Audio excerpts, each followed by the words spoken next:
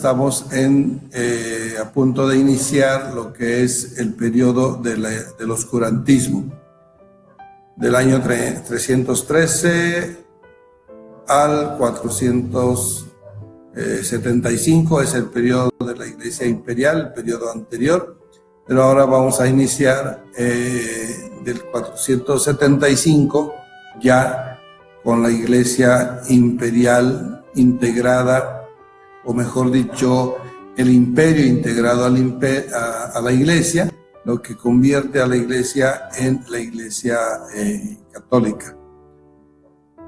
Este es del año 475, un periodo muy largo hasta el 1400. Termina en el 1475, pero lo vamos a acelerar, a cortar antes para dar entrada a la Prerreforma. Bien, voy a dejar un video de la introducción.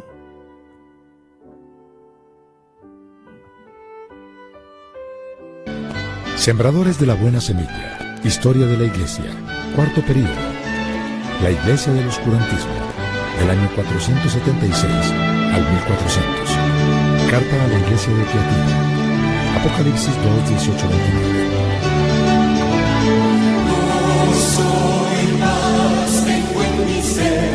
Pues mi Jesús me perdonó, me limpió de toda maldad.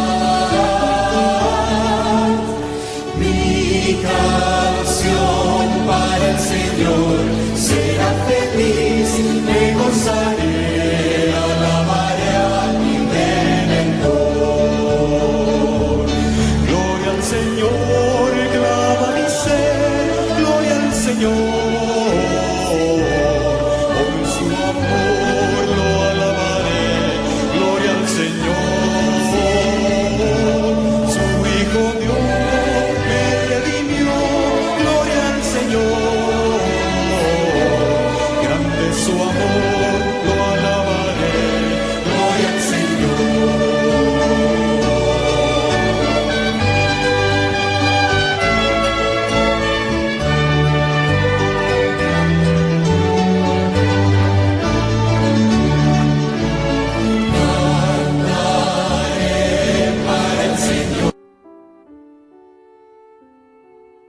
Bien, a ver, probemos otra vez. Voy a probar con este otro video.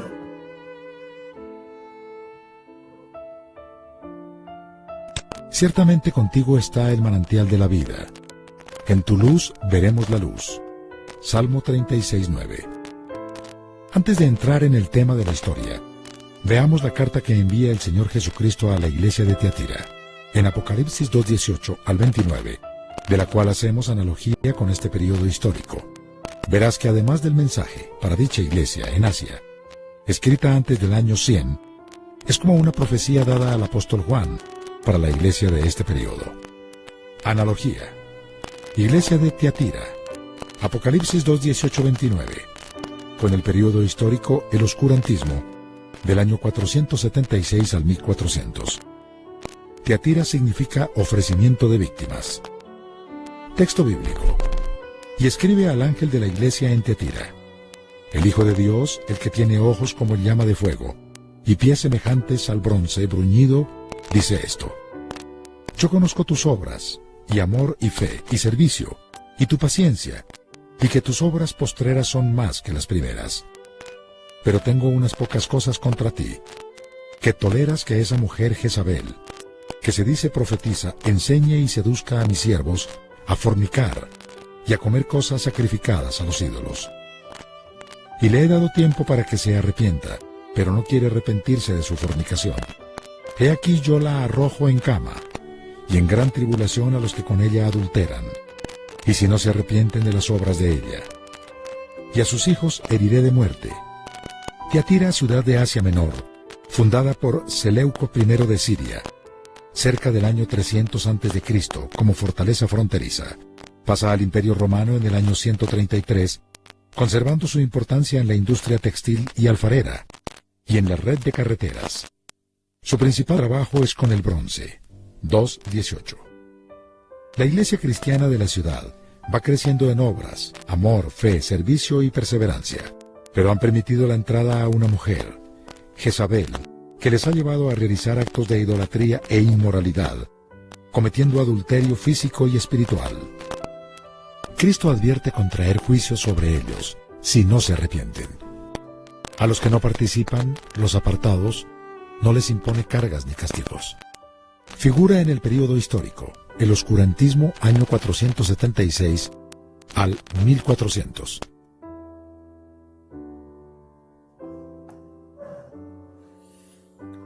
Bien, veamos un poco más acerca de este periodo figurativo, representativo o en analogía de lo que es el periodo del oscurantismo, haciendo analogía con Tiatira. Ahí vemos claramente una analogía en cuestión de oscuridad, el juicio que promete para aquellos que no se arrepienten. Llega porque está bajo maldición. Hay un punto ahí que cuando estaba preparando ese trabajo no hallaba una concordancia.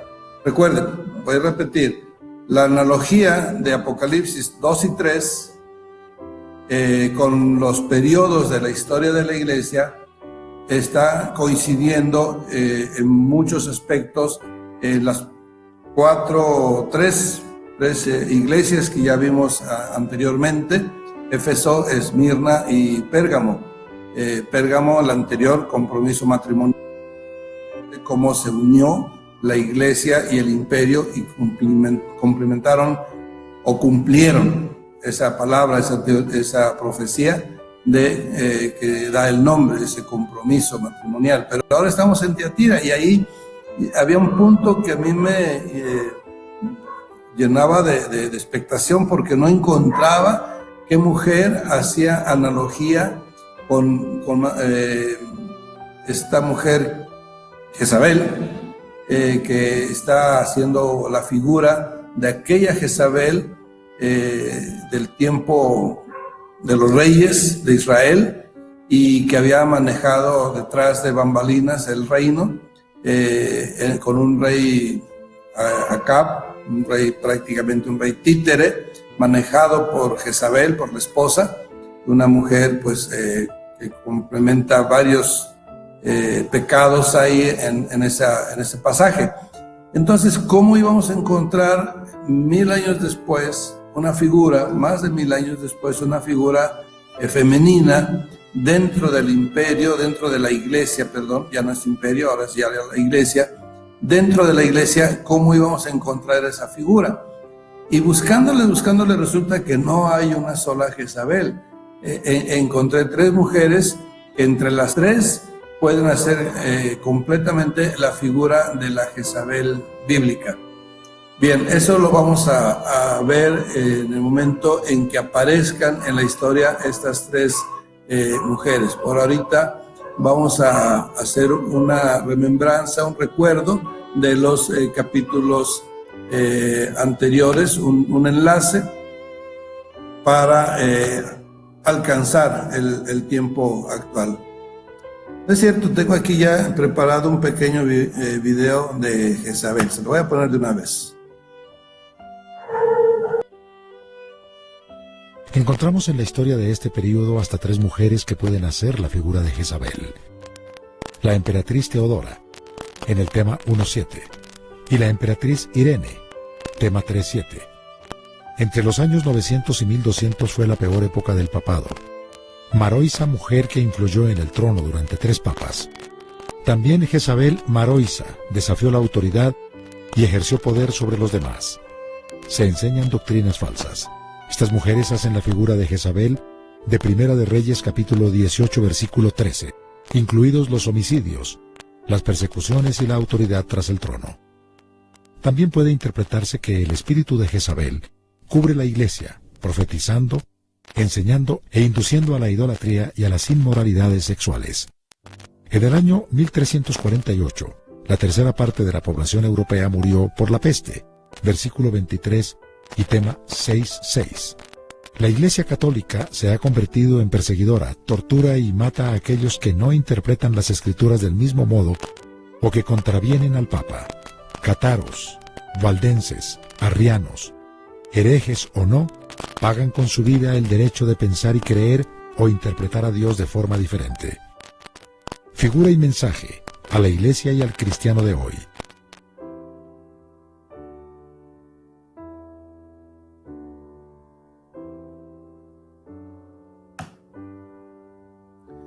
Bien, vamos a ver algunos elementos más, un poco más adelante, ya en lo que es historia. Aquí ahorita lo que acaba de hacer el hermano Alberto es un recuento nada más, un resumen un tanto superficial de lo que es la figura de Jezabel en este periodo, representando 3 mujeres que están relacionadas con el catolicismo. Una de ellas, dos son emperatriz y la otra es una cortesana.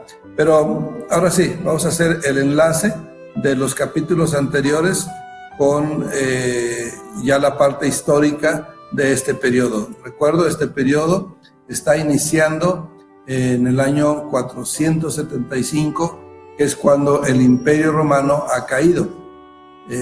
Ya no hay emperador en Roma, solamente queda el otro imperio, el Imperio Oriental, con capital en Constantinopla. Allá sigue habiendo toda la Edad Media, todo este periodo del oscurantismo, sigue habiendo emperador en Constantinopla.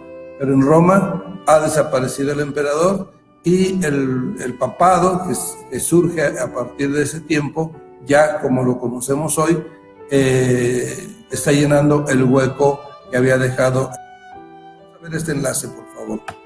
Enlace con los capítulos anteriores. En el período 1, vimos el desarrollo de la Iglesia desde el día de Pentecostés hasta Juan, el último de los apóstoles. En el período 2, recorrimos los años de la Iglesia primitiva con su forma de culto sencillo.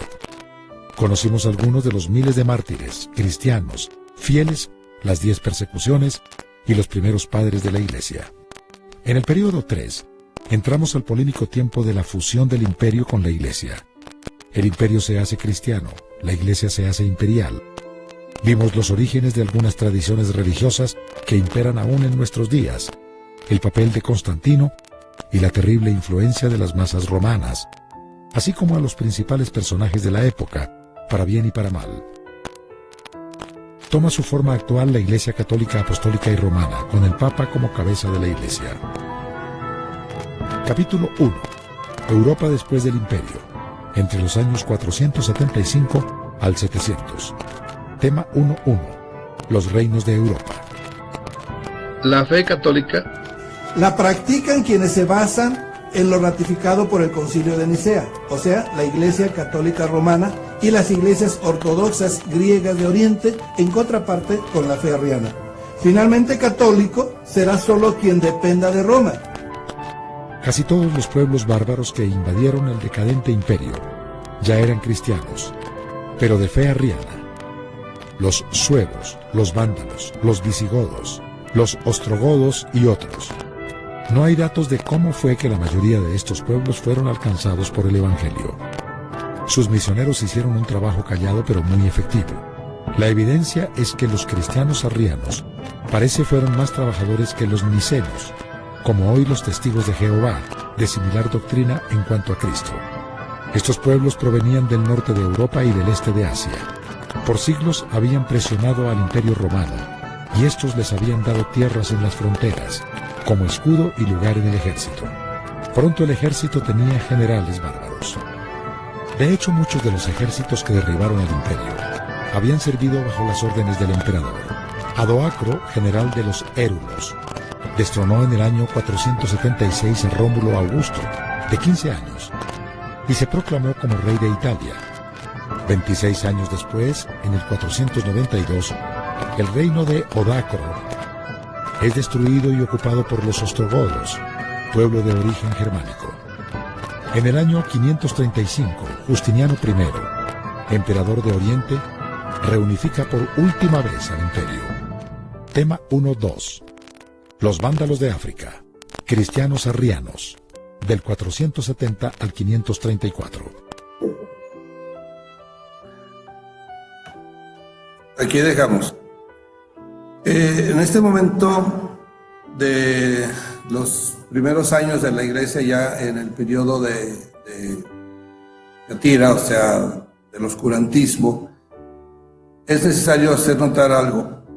¿Por qué la iglesia se fue a oscuridad?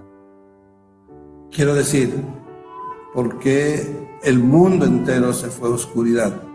Eso nos lo enseñan en la escuela, el periodo del oscurantismo, 1000 años de oscuridad, donde se adjudica históricamente que la causa de que el mundo haya entrado en oscuridad es la caída del Imperio Romano y su civilización, su cultura. Y entran a Roma, entran todos los países, todos los territorios que eran ocupados por el Imperio Romano y su cultura, han sido invadidos por lo que llaman los bárbaros. Bárbaros es un término que desde los griegos usaban para definir a gente que según ellos no tenía una civilización, ni como la griega, ni siquiera como la romana.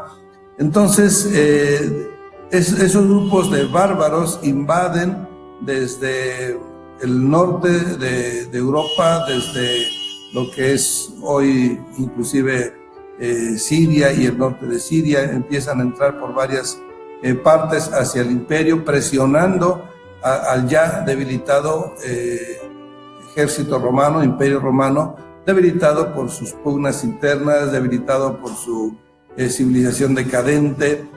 Y llega el momento en que esos ejércitos, esos generales, han sido contratados como mercenarios por el mismo imperio. Entonces se van mezclando y al rato hay ejércitos, inclusive entrenados por el Imperio Romano, que vienen a ocupar y dar una especie de golpe de Estado, pero de una manera más fuerte, por decirlo de un modo. Entran los ejércitos, por un lado invadiendo, pero por otro lado desde adentro introduciéndose. En fin, el punto es que cae ese imperio, y sí cae por causas militares, por decadencia de civilización. Es un ejemplo, la decadencia de esa civilización romana. Hoy se está viendo la decadencia de un imperio. Estados Unidos está entrando también en una decadencia. No es muy perceptible porque esto no es de la noche a la mañana, eso tarda muchos años. El imperio romano tardó siglos en caer. Recordemos que el Imperio Romano duró 1000 años, no como imperio precisamente, sino parte como república y su primera parte como un reino. Pero como quiera que sea, fueron en total 1000 años, y ya los últimos 200, 300 años fueron de decadencia. Hoy Estados Unidos es un imperio más pequeño, quiero decir, de menor tiempo, pero que también ha venido cayendo en sus últimas décadas. Entonces, puede usted ahí ver la similitud. Claro, para eso hay que estudiar un poco más el Imperio Romano para ver los detalles, pero muchos de esos detalles se parecen a la civilización que hoy vemos en Estados Unidos, cómo se va carcomiendo. Bien, así que son varios factores la caída del imperio, la decadencia de su civilización, sus vicios, sus comodidades, cada vez los iban haciendo más débiles, así que vienen guerreros fuertes, renovados del norte, y hacen sucumbir a ese imperio. Bien. Así que son varias las causas en la forma histórica, pero hay una forma adicional a la histórica que no nos enseñan en la escuela, y se refiere a la espiritual. Es decir, aquí la iglesia tenía que tener un deber para con la civilización, para con la gente, de ir enseñando el evangelio. Cuando el evangelio deja de predicarse, el evangelio completo, y se mezcla con doctrinas del paganismo romano, se debilita la autoridad de la iglesia. Entonces ya habíamos visto la vez pasada, ahorita lo voy a repetir con con un plumón aquí, cómo desde un principio la iglesia vino creciendo. Vamos a decir, este es el año 313, la iglesia va creciendo, del año 33 al 313, y en el 313 después se estanca. Este es el año 33. Ay, no traigo el ratón. Perdón, ahí se entiende, ¿verdad? Y este es el 313. Más o menos, así. Ahí, en estos años, tuvo un crecimiento imparable la iglesia. Recordemos, todo este tiempo fue tiempo de persecuciones, pero después del 313, que se mezcla con el imperio, espiritualmente, no hablo en números, espiritualmente la iglesia empieza a decaer, ¿sí? Y esa decadencia provoca un oscurantismo. Aquí cabe mencionar, recordar algo que sabemos. ¿Quién es la luz del mundo? La luz del mundo es Jesucristo. Pero Jesucristo se fue al cielo, está sentado a la diestra del Padre, y entonces nos dice, vosotros sois la luz del mundo. Primero Juan, después Marcos, dice, vosotros sois la luz del mundo. Entonces, si nosotros somos la luz del mundo, pero esa luz del mundo empieza a declinar, es decir, empieza a oscurecerse, ¿qué es lo que pasa? Que entonces ya esa luz del mundo va menguando, va desapareciendo, ¿sí? Y vemos cómo entonces empieza ahora el oscurantismo desde el 475 aproximadamente, que es cuando el Imperio Romano ha caído, pero la oscuridad sigue aumentando porque con la caída del Imperio Romano o del emperador entra el papado y entran otras mezclas doctrinales, y ya para esta época, vamos a ver más adelante, un año muy importante, 622, todo esto va relacionado. Perdón. Bien, entonces esa decadencia provoca, la ausencia de luz de la iglesia provoca la oscuridad del mundo. Parece algo increíble, pero esto es lo que pasa. No nos lo enseñan en la iglesia, en la historia en las escuelas, perdón. No nos lo enseñan en la escuela esa causa, enseñan otras causas militares, causas sociales, culturales, etcétera, pero la espiritual solamente desde nuestra perspectiva podemos verlo si traemos a colación que la iglesia es la luz del mundo. Cuando la luz del mundo empieza a menguar, su autoridad empieza a decaer, entonces viene la oscuridad y se impone. Así es que va a durar durante 1000 años ese periodo de oscuridad. Bien, vamos a poner otro video. Vamos al tema 1.1.3,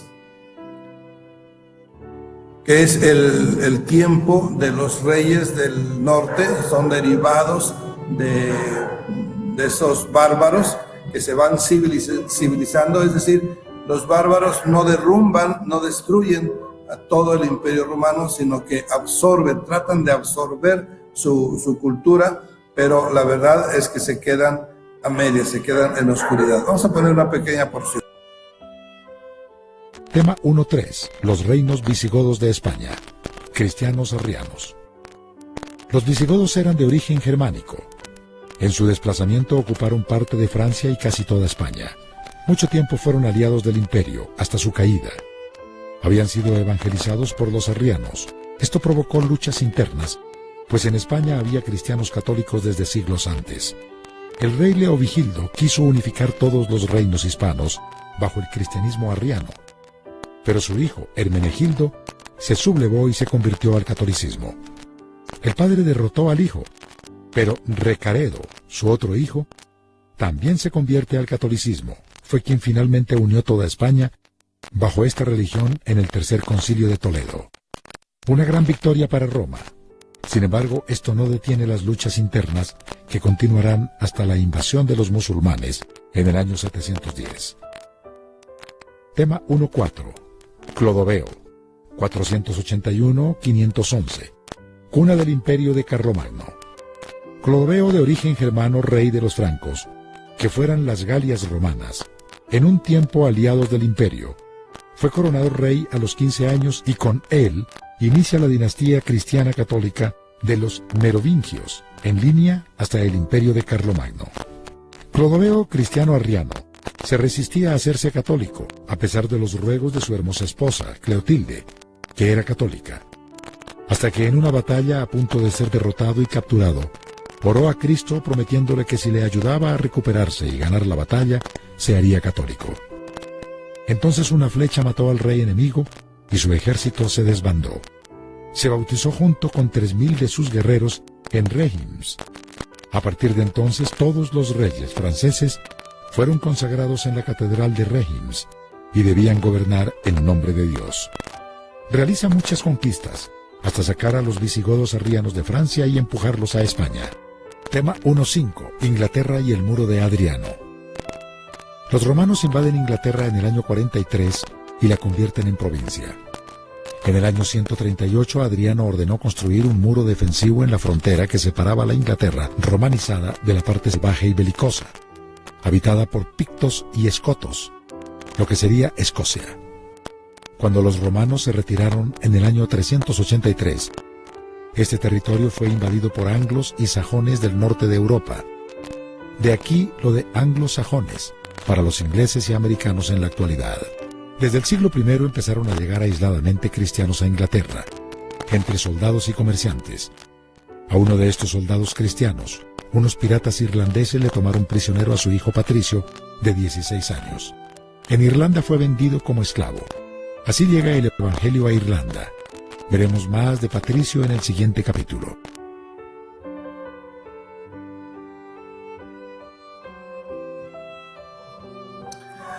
Bien, vamos viendo, pues en el video nos adelantamos un poco, pero en realidad son varias partes de Europa que van cayendo por parte de los godos, de los visigodos, los ostrogodos, etc. Uno de ellos fue Odoacro fue el que suple al último de los emperadores romanos en Italia. En fin, se disgrega, se despedaza el imperio romano en facciones. De ahí es donde van a salir los países que vamos conociendo poco a poco. Pero déjeme hacerle un recuento un poquito, porque se estuvo escuchando algo acerca de los arrianos. O sea, vamos en un momento dado, muchas gracias, tenemos en un momento dado 3 iglesias. La iglesia católica en Italia, ¿sí? Pero acabamos de ver que los pueblos del norte son pueblos. Vamos a ver eso, de dónde salieron los arrianos. Y primeramente, ¿qué son los arrianos?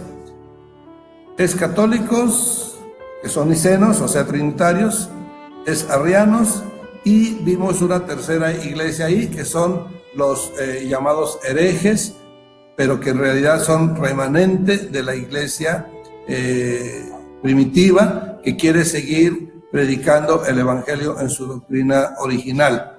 Ese remanente generalmente es perseguido, varias veces es desintegrado, pero Cristo siempre tiene un remanente. Entonces, cuando por un lado son exterminados un remanente, por otro lado está surgiendo otro.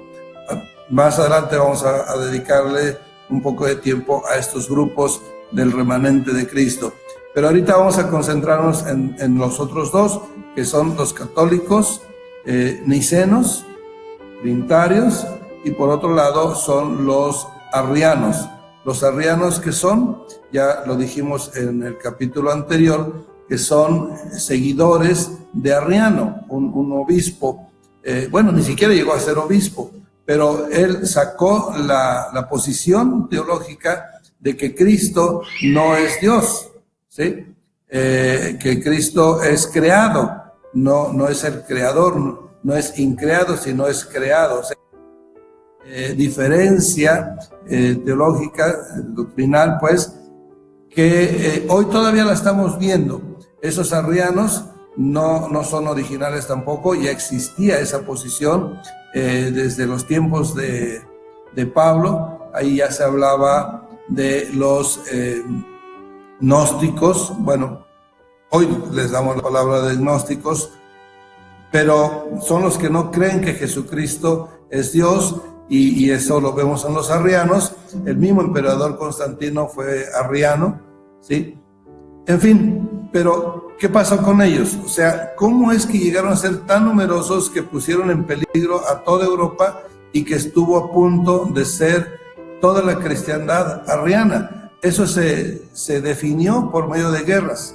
Hubo guerras entre ejércitos bajo reyes católicos o trinitarios y otros reyes, otros grupos de los godos y visigodos que eran arrianos. Muchos de ellos venían del norte. Miren, el arrianismo tuvo mucho éxito, más del que podríamos haber pensado hoy. Es decir, imagínense que son testigos de Jehová de la época, ¿sí? Como los testigos de Jehová de hoy son de origen o de doctrina, diríamos, parecida a la arriana.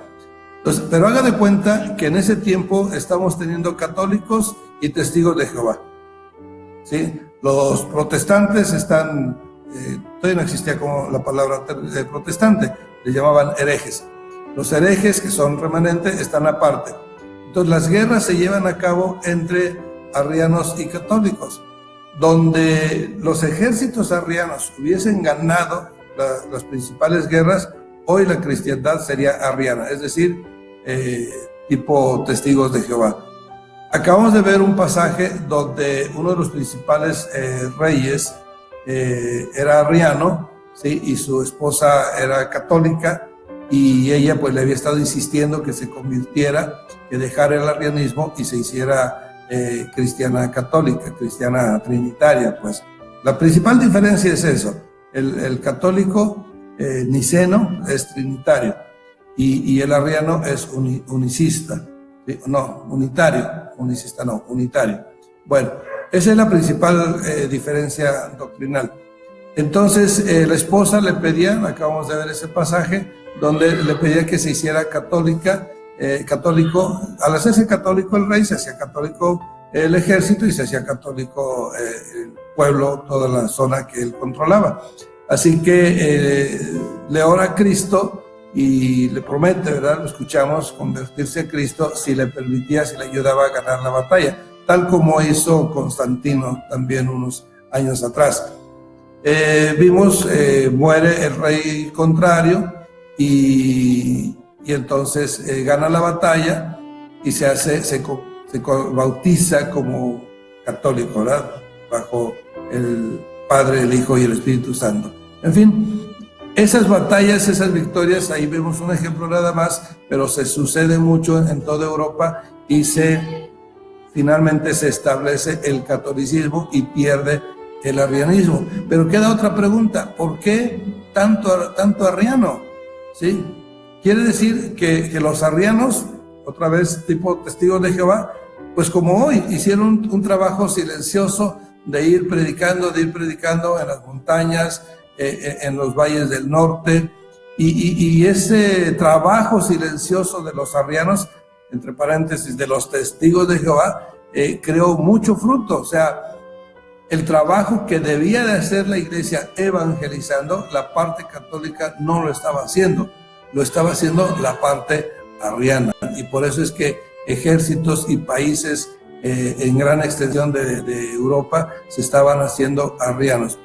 Fue por medio de las guerras que finalmente se impuso el catolicismo, no fue por medio de la predicación.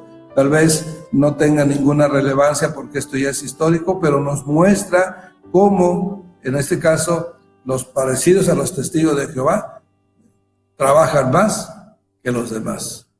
Y eso es hasta hoy.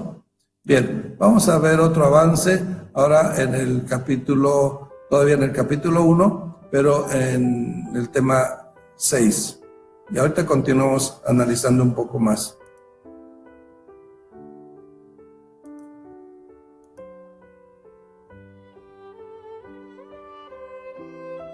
Tema 1.6.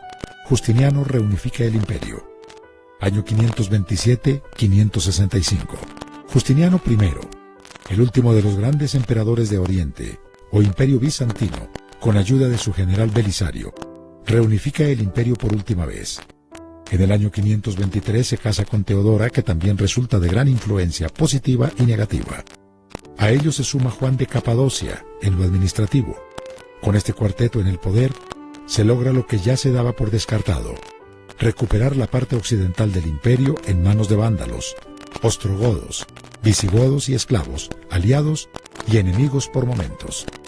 En medio de estas guerras, quien más perdió fue la población itálica, quedando arruinada por 20 años de guerras y además la peste. Así aceleró su paso a la época medieval, es decir, retrocedió su forma de vida. Roma perdió su preeminencia urbana, dejó de ser la ciudad líder del Mediterráneo. Lo mismo que los emperadores paganos del pasado, Justiniano como emperador cristiano buscaba la unidad del imperio. Sabía que debía haber unidad en la fe. Por ello destruyó lo que quedaba de la cultura griega. Su hijo, Justino II, continuó la destrucción del paganismo y su cultura. También los judíos sufrieron, entre otras cosas, se les prohibió el uso del hebreo en sus cultos. Los maniqueos, cristianos considerados herejes, también fueron perseguidos. Un gran número de estos cristianos maniqueos fueron ejecutados, quemados y otros ahogados en presencia de Justiniano. Para evitar las penosas persecuciones, millares de paganos prefirieron convertirse al cristianismo católico. Hubo bautizos masivos. Un cristianismo impuesto no produce buenos frutos. Al cabo de pocos años, el imperio oriental se redujo nuevamente a una porción menor que en el pasado. Tema 1.7. La emperatriz Teodora, del año 501 al 548. Parte del gobierno despótico de Justiniano I se debió a la influencia de su esposa, Teodora. En su pasado fue actriz. Aunque se proclamaba cristiana, realmente su arrepentimiento genuino parece fue hasta los últimos meses de su vida y ya enferma de cáncer. Esta es una de las dos mujeres que podrían ser figura de Jezabel, citada en Apocalipsis 2. Se escribe mucho sobre su vida licenciosa. Influyó para que se diera culto a las imágenes, representando santos en el lugar de los dioses paganos, patrones en cada ciudad. Hizo perseguir a judíos y cristianos de otra corriente doctrinal. Muchos fueron torturados y muertos por su influencia. Y como en el caso de Jezabel original, consejera principal de su esposo, el rey Acab, así Teodora, consejera influyente de su esposo el emperador Justiniano, fue beatificada por la Iglesia Ortodoxa.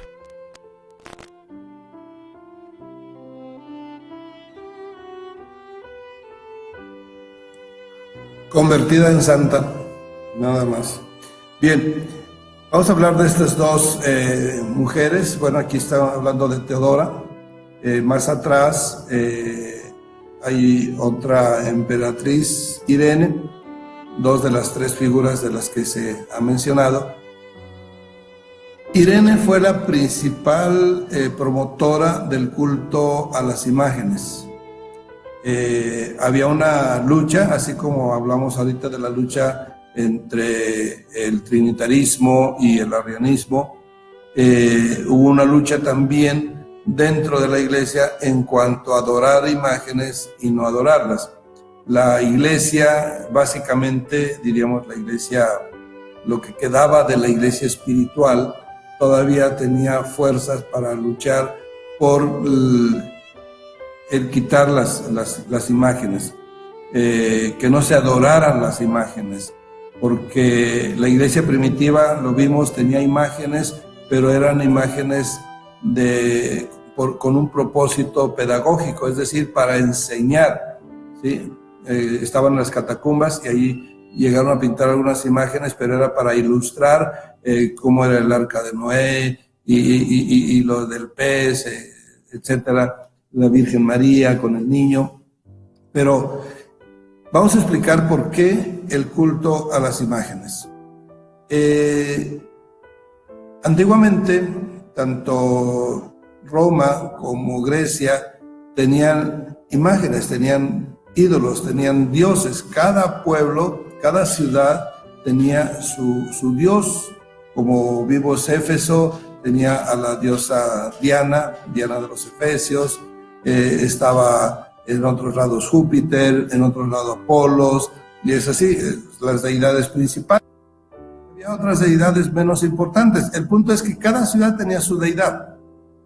Entonces, querían un factor de unidad y un factor en cada población, y esto poco a poco se fue transformando, quitando esos dioses griegos y romanos, y fueron poniendo santos católicos, o sea, personas inclusive del cristianismo primitivo, personajes como Pedro inclusive, Pablo y varios de ellos fueron llevados a los altares para ocupar el lugar de esos dioses paganos, para que la gente se fuera acostumbrando poco a poco, sin hacerlo, vamos a decirlo así, de golpe, quitarle las imágenes. ¿Por qué? Porque si de golpe le quita sus ídolos, recordemos, no estaban bien convertidos, fue una conversión por conveniencia, por moda, por cargada, como decían aquí en los tiempos del PRI, ¿sí? Pero no era precisamente porque se hubieran convertido genuinamente a Cristo. Mire, tal vez el ejemplo que voy a poner no corresponde a la época, pero les puede dar la idea de cómo se trabajó en Europa, en todo lo que fue el Imperio Romano, cómo se trabajó para cambiar santos por lo que estaba antes los dioses. Lo voy a traer a América, aunque sea siglos después, pero nos da la idea de ese cambio. Mire, en México, cuando llegan los españoles, que le llaman la Nueva España, ¿verdad? Pero que antes era Tenochtitlan y todo ese tipo de ciudades náhuatl, mayas, aztecas, más al sur los incas, etc. Encuentran con que cuando ya han conquistado Tenochtitlan, el Valle de México, ha caído todo el Valle de México, todos los pueblos han sido sometidos por los españoles, se encuentran con que en Tepeyac hay un culto de siglos atrás, donde tienen una imagen de una diosa, Tonantzin es una diosa madre, al igual que hay diosas madres como la de Éfeso y en otras partes. Esa diosa madre, Tonantzin, le rendían culto y hacían peregrinaciones desde el sur de México, desde Chiapas, desde Oaxaca, que llegaban a hacer visitas, peregrinaciones para adorar a nuestra madrecita, era el apodo que tenía esa imagen, Tonantzin. Entonces, cuando los españoles llegan, como tratan de derribar todo culto pagano, entonces quitan esa imagen, pero no la quitan ni la desaparecen, simplemente la cambian. Trae uno de los soldados de Cortés, trae una imagen de la Virgen de Guadalupe. Virgen se refiere a la Virgen María, Guadalupe se refiere a Guadalupe, España, un pueblo que hay ¿cómo se llama ahí? Herradura, no recuerdo la provincia, usted lo puede ver en la enciclopedia. Está esa población de esa región de Guadalupe como un municipio, y ahí está los españoles han hecho culto ya antes a esa Virgen, o sea, la Virgen María, pero le llaman de Guadalupe porque es el pueblo de Guadalupe, o sea, así como era Diana de los Efesios, así ahora es Guadalupe, la Virgen de Guadalupe, España, ¿verdad? Bien, ese soldado originario de Guadalupe trae una estatuilla de su Virgen de Guadalupe, y entonces Cortés dice, presta acá, y se la decomisa y la ponen en lugar de Tonantzin. Entonces ahora esa le cambiaron como diciendo sigue siendo la diosa madre, o sea, perdón, no, corrijo, sigue siendo la madre, pero ahora es la Virgen de Guadalupe puesta en el Tepeyac. Por cuestión de nombre, de semántica, debería haberse llamado la Virgen, y de hecho le llaman la Virgen de Tepeyac, ya no la Virgen de Guadalupe, porque ya no estamos en Guadalupe, España, pero se le queda también lo de Guadalupe. Y en fin, esa fue una forma de suplir. ¿Por qué hicieron eso? ¿Por qué Cortés hizo eso? Porque tenía que seguirle dando un motivo a los indígenas que venían a adorar a Tonantzin. Ya no se encuentran a Tonantzin, se encuentran a otra madrecita, igual, le dicen igual madrecita, con otro vestuario, pero le suavizan pues el cambio para que no se pongan, diríamos, enérgicos, como decía la palabra, valientes. Los indígenas les hacen ese cambio de un ídolo por otro ídolo. Lamentablemente esa es la palabra, es un ídolo para que ellos sigan teniendo a quien venerar.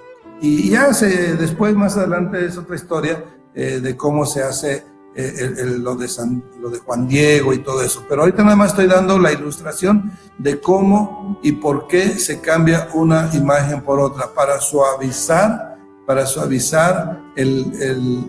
la dureza que podría representarle a los pueblos, a las masas, el que les quiten a su Dios de golpe.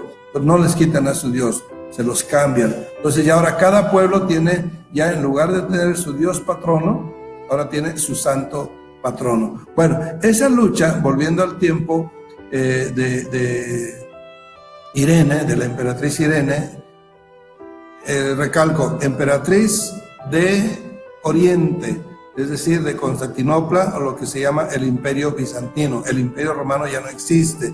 Cuando se habla aquí, en ese tiempo, se habla de un emperador, está hablando del emperador de Constantinopla. Bien, así que ese imperio de Constantinopla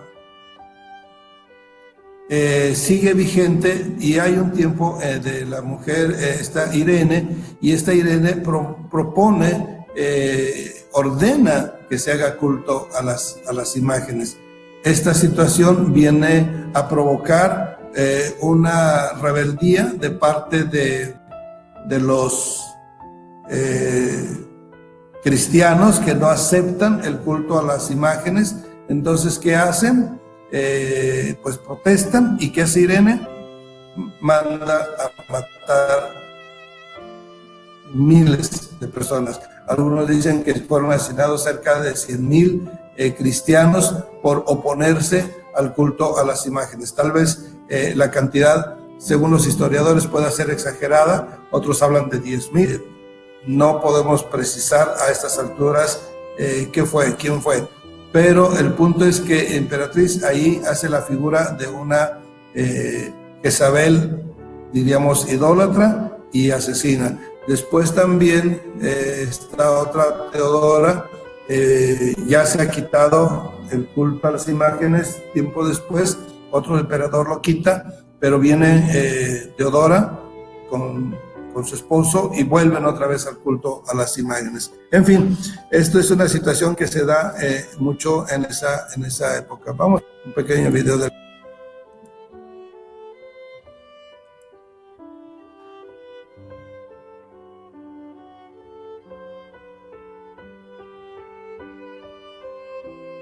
Tema 2.1. Patricio y Columba. 386-493. En el tema 1.5 citamos que Patricio llegó a Irlanda como esclavo a los 16 años. En tal condición, solo y sufriente, se refugió en la fe de su padre. Cristo era un consuelo. Cristo era su consuelo. Años después escapó en un barco que lo dejó en el continente y como pudo volvió a Inglaterra, a casa.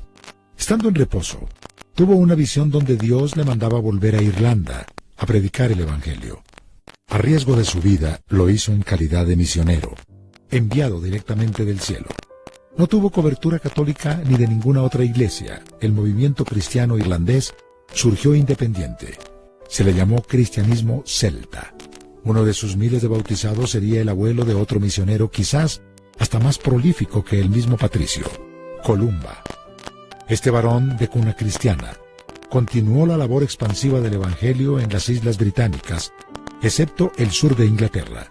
Ambos, Patricio y Columba, establecieron una cantidad enorme de monasterios. Pero la gran diferencia con los monasterios latinos es que estos eran más modestos, más abundantes, y lo más importante es que no eran para vida contemplativa. Sí hacían oración y trabajo comunitario, pero solo mientras se preparaban para salir a su vez como misioneros. Tema 2.2. Benito de Nursia, 480-547. Benito, hijo de un noble romano enviado a Roma para su preparación teológica, pero decepcionado por la inmoralidad de los romanos, clero y pueblo, abandonó la ciudad y se fue al monte. Se instaló en una gruta como ermitaño por 3 años. Unos pastores esparcen su fama de santidad.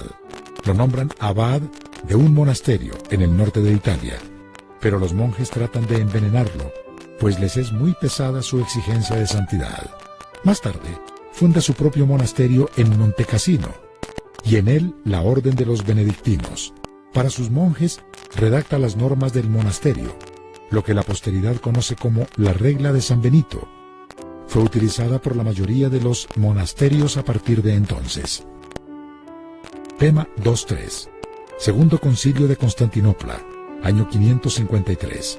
Convocado por el emperador Justiniano, participaron 157 obispos ortodoxos y solo 11 católicos. El emperador a la cabeza. Fue el quinto concilio ecuménico, es decir, universal. En realidad solo participaron las iglesias católica y ortodoxas. Había otras lejanas y desconocidas, o calificadas de herejes, que nunca fueron invitadas, por tanto no es totalmente universal. Se convocó por la amenaza del monofisismo para la unidad de la Iglesia. Se condena al nestorianismo y algunas tesis de Orígenes y su platonismo. Bien, hasta ahorita los videos han estado hablando de puntos, todavía a lo que es los herejes, los grupos herejes. Pero voy a hablar un poquito de ellos y también este tiempo es el que va a surgir el Islam en el año 622. Recuerden, estamos en pleno oscurantismo. El oscurantismo surge por la ausencia de luz, de la verdad, de la palabra. Algunos grupos, como los nestorianos, como los anabaptistas, que ellos buscando el evangelio, o sea, el cristianismo puro nunca desapareció históricamente, no se ve. La historia la escriben los vencedores, en este caso, con el debido respeto, pues los católicos, pero la escriben desde su perspectiva. Entonces, no se habla de los grupos que se oponen, que quedan escondidos, que quedan al margen, y esto propicia que uno piense que no hubo más católica.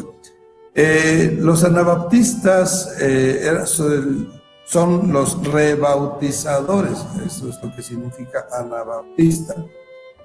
Y estos desaparecen, vuelven a aparecer, aunque podría no ser la misma línea porque aparecen en diferentes lugares, pero se ponen el nombre original. Por ello, inclusive los bautistas de hoy hablan de que la historia de la Iglesia Bautista no desaparece en ningún momento, nunca fueron parte de la Iglesia Católica, es una versión de la historia bautista, y quieren juntar la historia desde Juan el Bautista. Entonces, hay una fuente, hay una historia bautista en esa línea, que empieza desde Juan el Bautista y van sacando la historia y luego la unen con los anabaptistas y hasta el tiempo de la Reforma la vuelven a unir con la ya iglesia, ahora sí, bautista a partir del 606. Y no es exactamente según... ¿Por qué lo hacen? Pues porque quieren justificar una ascendencia apostólica. No es necesario, para esos historiadores no es necesario tener que hacerlo si tomamos la doctrina de Cristo. ¿Qué importa que hoy nosotros como evangélicos seamos bautistas, pentecostales, nazarenos, de la iglesia que sea, no hayamos tenido una línea como orgullosamente quiere tenerlo la católica, como quiere tenerlo una sección, no es todos los bautistas, una sección de los bautistas, justificar, estirar la historia para unificarnos con los apóstoles. Digo yo, no es necesario siempre y cuando tenga la doctrina de Cristo, ¿sí? Más que de uno de los apóstoles, la doctrina de Cristo, porque es lo que nos está trayendo esa línea. Los nestorianos fue considerado un grupo hereje, tal vez tuvieran algunas ideas herejes, no lo creo personalmente, pero porque entran en discusión varios factores ahí. Fueron expulsados, fueron perseguidos, fueron asesinados y finalmente vienen a encontrar refugio en lo que hoy es Irán, Persia, por aquel rumbo, y no desaparecen. Esos nestorianos es uno de los grupos que nunca desaparecen, porque se van cuando desaparecen de Europa, no desaparecen de la historia. Sus descendientes aparecen o se han ido en esa persecución que se les ha dado, se han ido a lo que hoy es Persia, y ahí perduran prácticamente hasta nuestros días. Han sido dispersados nuevamente en 1900, cuando los turcos otomanos toman posesión de esas tierras, pero prácticamente es un movimiento que tiene enlace hasta los apóstoles. Bien, estos aquí sucediéndose, aparte, vienen hundiendo más a la iglesia en una oscuridad. ¿Por qué? Porque como se está dejando la Biblia a un lado, ya no se enseña con la Biblia, ya la Biblia se ha guardado porque dice la gente no lo entiende, no puede leerla, no tiene la capacidad para leerla. Son los sacerdotes los que tienen que interpretarle la Biblia al pueblo, y ese motivo, ese pretexto, pues va escondiendo cada vez más la Biblia, la luz. Se sigue haciendo, transcribiendo la Biblia, pero de una manera un tanto, pues hasta artístico, podríamos decir. Creo que aquí tenemos un video que nos habla al respecto. Ya esto es en el capítulo 2.4. Tema 2.4. Concilios de Toledo, del 397 al 702. Fueron 18 concilios de Toledo, España, entre los años 397 y 702, bajo el dominio visigodo, excepto el primero. Eran convocados por el rey y presididas por el obispo más antiguo, hasta que se estableció que fueran presididos por el obispo de Toledo. La representación era la alta jerarquía eclesiástica y la nobleza. En el tercer concilio, en el año 589, se decidió el abandono del arrianismo, esto porque el rey Recaredo y los godos se convirtieron al catolicismo. Algunos fueron de carácter político, para legalizar a alguien en el trono o para imponer medidas represivas contra los judíos. Tema 2.5. Papa Gregorio I, el Magno. Vivió del 540 al 604. Gregorio I, Papa del año 590 al 604. Su misma actuación contribuyó a engrandecer el prestigio de la figura papal. Gregorio resistió con éxito las pretensiones del patriarca de Constantinopla de ser el obispo universal, jefe de toda la cristiandad. Más por necesidad que por deseo, se convirtió en el virtual gobernante de Roma y los alrededores, tras la ausencia de un poder civil y para evitar la anarquía. La influencia de este y otros papas, que la población aceptó con gusto, se debió principalmente a que usaban su poder para ejercer justicia. Muchas veces la Iglesia se interpuso entre los príncipes y el pueblo para proteger los débiles y evitar injusticias. Además, presentaba una estabilidad de gobierno en amplio contraste con la inestabilidad de los gobernantes civiles. El Papa Gregorio también desarrolló o definió ciertas doctrinas posbíblicas, como por ejemplo la adoración a las imágenes, el purgatorio y la transubstanciación. También organizó y dio forma a los cantos gregorianos y contribuyó para dar forma al calendario actual. Como líder de la Iglesia tuvo una buena actuación al enviar misioneros a lugares lejanos. Uno de los más productivos fue Agustín de Canterbury, en Inglaterra. Tema 2.6. Agustín de Canterbury, del 534 al 604. Agustín, monje de la Orden de los Benedictos de San Benito. En el año 597 fue enviado por el Papa Gregorio I a evangelizar Inglaterra. Le acompañaron 40 monjes más, y el número se incrementó debido a su éxito. Poco a poco los 7 reinos de Inglaterra empezaron a convertirse al cristianismo. Prácticamente su función fue como un apóstol. Fue enviado por su autoridad, levantó iglesias, bautizó a millares, enseñó doctrina y dio cobertura a los monjes y sacerdotes que le ayudaron en la tarea de evangelizar Inglaterra. En realidad no fue el único esfuerzo evangelizador.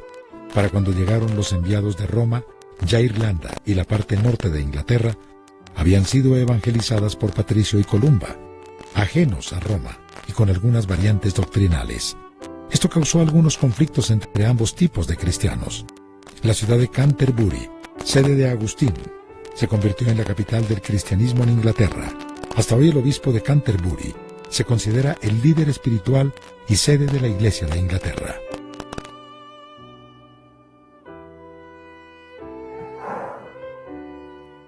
Hace un momento se tocó el tema de Patricio, un hijo de un soldado romano, un jovencito que cuando hubo la matanza de soldados romanos por los pictos y los grupos originales anglos y sajones, este joven huyó y se embarcó con los piratas y él fue evangelizado directamente, diríamoslo así, por Cristo o por lo que había aprendido de su padre, pero ajeno a lo que es el catolicismo. Ese soldado no conocía en sí lo que es el catolicismo. Él era uno de los, diríamos, parte de los del remanente, ¿sí?, de los cristianos que habían sido discipulados sin la influencia católica. Entonces, cuando finalmente es liberado, él se ha convertido ya, él ha estado orando, él ha estado en una comunión, diríamoslo así, directamente con Cristo, y es como él evangeliza toda la zona norte de Irlanda, la zona norte de Inglaterra y aparte Irlanda. Entonces, para cuando llegan los misioneros católicos, pues ya encuentran un cristianismo hecho ahí. Pero ¿quién lo había hecho si no habían ido católicos? Pues había sido por parte de Patricio. Hay muchos conflictos en ese tiempo por esa mezcla o esa unión que se dan los dos tipos de cristianismo, y sin embargo, pues obviamente el catolicismo más fuerte pues logra imponerse. ¿Y qué se hace con Patricio? Pues la Iglesia Católica lo adopta como un santo propio, como un santo católico. Él seguramente no tenía esa intención de ser un santo, pero hoy todavía se le considera el santo patrono de ¿qué dije? Escocia, Irlanda. Bien, vamos a acercarnos ya al final y nos están quedando 18 minutos. Quiero, antes de terminar el periodo, deje ver qué otro video hay, porque quiero hablarles del Islam. Mire, antes del Islam, hace rato quería tocar más el nestorianismo, porque eso es muy importante, que entendamos al nestorianismo como un remanente de la Iglesia de Cristo, ¿sí? Repito, acusado. Bueno, es que eso era con todos los que no eran apegados a Roma o a las normas papales, eran acusados de herejes. Vamos a ver mejor una fracción de lo que es el nestorianismo, un poquito más detallado de lo que yo comenté hace un momento, para tomar más idea de grupos que, como los nestorianos, pues mantienen la llama muy menguante, una llamita, diríamos, muy pequeña, pero se mantiene, nunca se apaga la luz de Cristo. Hay pequeños grupos. El nestorianismo subsiste hasta hoy con dos patriarcados, uno en Estados Unidos y otro en Irak. Se calcula existan hoy unos 180.000 asirios nazarenos, o sea, nestorianos. A finales del siglo pasado, la labor ecuménica del Papa Juan Pablo II los atrajo a su influencia, después de siglos de ser contrarios. Ahora ya no quieren se les llame nestorianos. Tema 2.10. Los monofisistas. Continuación. El monofisismo afirma que en Jesús solo está presente la naturaleza divina, pero no la humana. No fue reconocido por la Iglesia Católica. Fue condenado en los concilios de Éfeso y Calcedonia. Esto da origen a un nuevo grupo de iglesias de trasfondo ortodoxo, las iglesias coptas, la Iglesia Ortodoxa Siria y la Iglesia Apostólica de Armenia. Esta es una línea más en el tramado general de iglesias cristianas.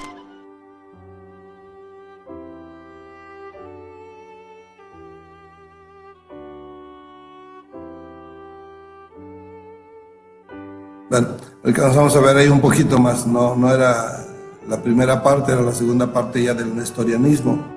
Ya recuerdo que la primera parte del nestorianismo lo pusimos en el capítulo anterior. Bien, entonces déjenme hablarle un poco acerca de la situación que se viene dando, pero voy a usar una gráfica en la pizarra. Déjenme quitar la imagen del mapa y miren, otra vez, año 33 empieza la iglesia. Déjenme hacerle esta gráfica para un efecto que produce esta caída. Cambiamos el color. El rojo es la iglesia. Hicimos esta línea en ese momento, ¿sí? Déjenme hacer otra. Más acá. Ups. Bueno. Este es el cristianismo. Ya me salió negro ahora, pero está bien. Sube la iglesia, entra el oscurantismo y baja la iglesia. Va bajando. Quiere decir esto que se pierde una autoridad espiritual, doctrinal. Después viene, vamos a poner otro tono para el Islam. En el año 622 surge el Islam. Surge el Islam cuando la iglesia está abajo y va a tomar del 622 al 722 una fuerza tremenda, el Islam. Cuando surge después la Reforma y la iglesia vuelve a subir otra vez, el Islam empieza a bajar. Pero hoy, ya me quedó muy corto esto. Hoy la iglesia, cuando empieza a bajar, en nuestros últimos años, más adelante lo hago más exacto, el Islam empieza a subir. Son dos fuerzas, no hice bien el cuadro, déjame volverlo a hacer. Son dos fuerzas que se van a estar encontrando en la historia. En resumen, cuando el cristianismo sube,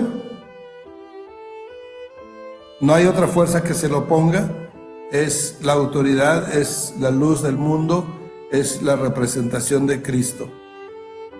Cuando baja, lo repito, surge una nueva religión y es el Islam. Y se mantiene así, arriba. Tiempo después, 1000 años después, cuando la iglesia viene la Reforma, empieza a subir, retoma su autoridad espiritual y empieza a subir. Y entonces el Islam baja. ¿Sí? Y así pasan los últimos 300 años. Pero en los últimos años, cuando empieza la apostasía, años 60, la iglesia empieza a decaer. Va decayendo hoy la iglesia, nuestros años, nuestros días, viene entrando la apostasía. ¿Y qué está pasando con el Islam? El Islam está subiendo. En Europa ya hoy el Islam es, aunque es todavía una minoría, es un 10%, ya tiene más fuerza el Islam que el cristianismo. Entonces, no hice las dos líneas de color, pero ahí se puede seguir. Bueno, ¿qué es lo que provoca no es este año, es el 622? ¿Qué es lo que provoca que en el 622 surge el Islam? Es la oscuridad de la iglesia, la caída de la iglesia. Si la iglesia no hubiese venido en declive, ¿qué habría pasado? No habría habido espacio para el Islam. ¿Qué es el Islam? Son los musulmanes que son, se dice comúnmente, los descendientes de Ismael. Por eso se le llama también ismaelitas. Vamos a darle un tiempo más al Islam en un webinario que vamos a presentar por separado para dar una clase completa del Islam, porque ahorita aquí solamente podríamos destinar unos minutos. No nos va a dar mucho entendimiento unos minutos que hablemos del Islam. Solamente digo, aparece porque la Iglesia ha perdido autoridad. Y de estos minutos que quedan, voy a usar unos 3 para hacer un recordatorio, una analogía. En el 622, por ahí, pero de antes de Cristo, ha caído el pueblo judío.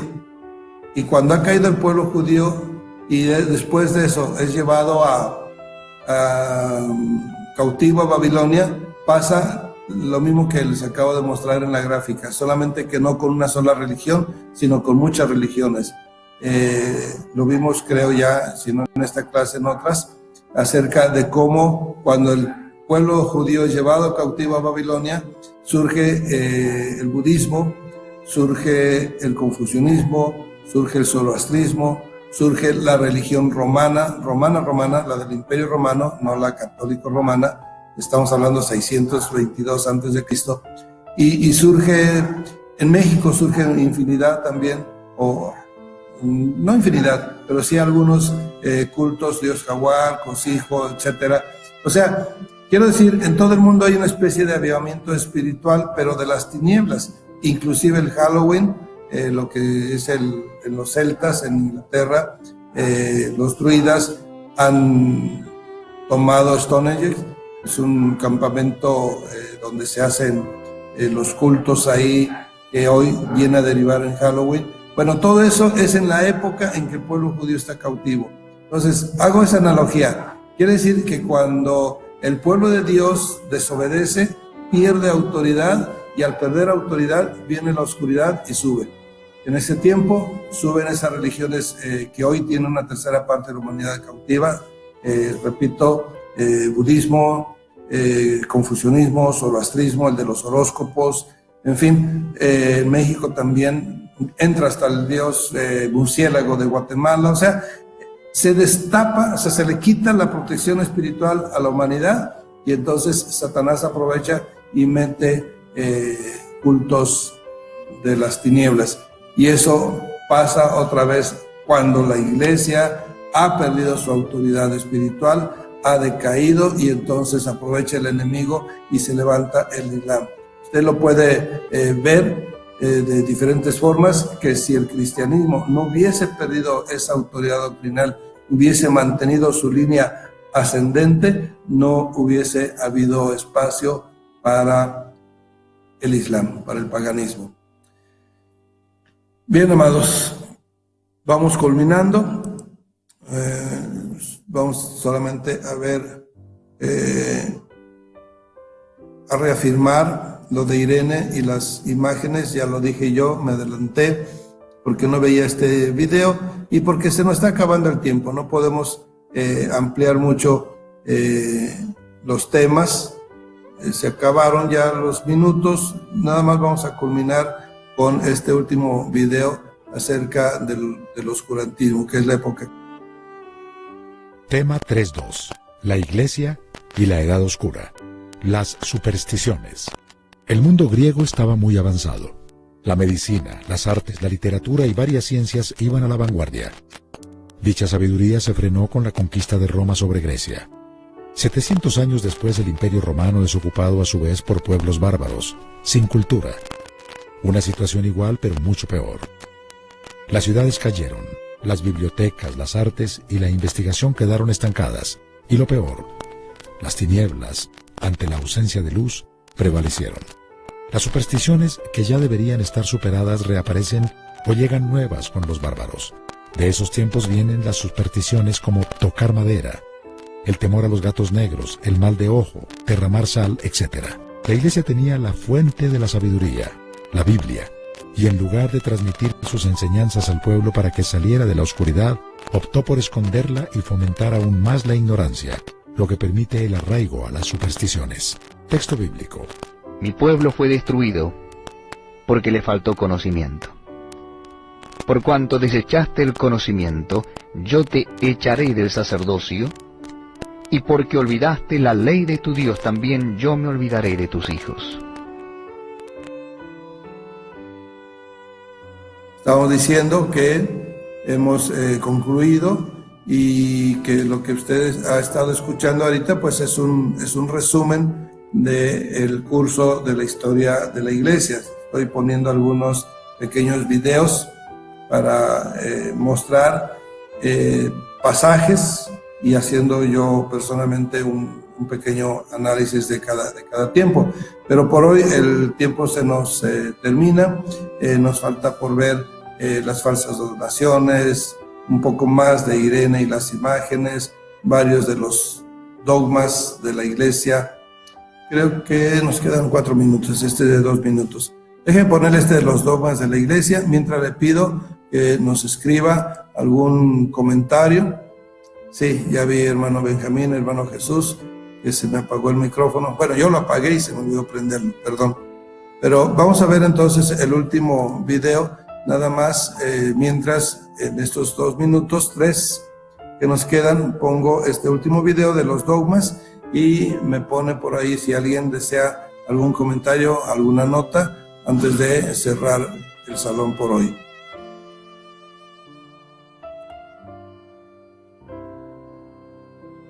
Los dogmas sin respaldo bíblico ponen la palabra de un papa o concilio superior a la palabra de Dios.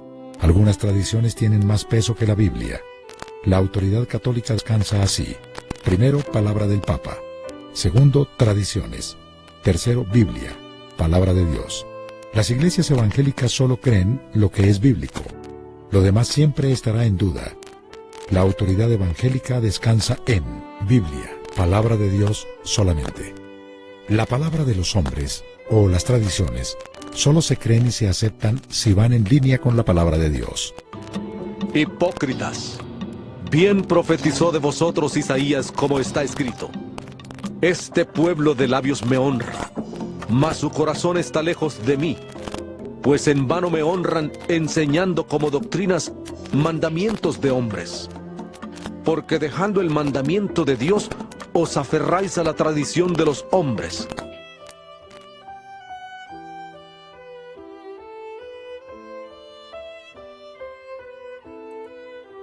Bien, amados, hemos concluido. ¿Alguna pregunta? ¿Algún comentario? Bien, amados, pues muchas gracias por este momento que nos han acompañado. Les mando bendiciones de parte de nuestro Dios y un agradecimiento.